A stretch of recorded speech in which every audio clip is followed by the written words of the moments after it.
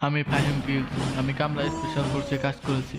আমি দয়ালবাবু রামছাড়ার কাছ থেকে পাকা আম চুরি করে খেয়েছি। আমি রাত্রেবেলা ডাব গাছের মিশন চালিয়ে সাকসেসফুল হয়েছি। আমি আমার নানা ক্ষেত থেকে মূলা চুরি করে খেয়েছি। আর আমি এখন আছি আমার জন্য সরিষা খেতে। আমি দেখাবো কিভাবে চুল পাকনামি করে বেঁচে থাকতে হয়। আমি হেলিকপ্টার থেকে জাম্প করে গাছের আগায় এসে পড়েছি।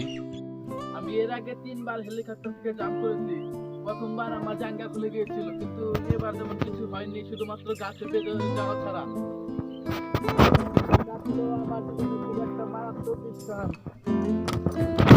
এই দেখতেই পাচ্ছেন ইতিমধ্যে একটি ডাল ভেঙে গেছে। এটা খুব মারাত্মক একটা বিপদ হতে পারতো, কিন্তু আল্লাহ দিলে আমি বেঁচে গেছি। আমাকে সর্বপ্রথম খাবারের সন্ধান করতে হবে, কারণ আমি এখানে আসবো বলে 3 দিন ধরে কিছু খাইনি। আমি ভেবেছিলাম এখানে অনেক খাবার পাবো, কিন্তু এখানে এসে দেখি পুরো পরিবেশটা আলাদা। আমি যা ভেবেছি তার কোনোটাই আমার সাথে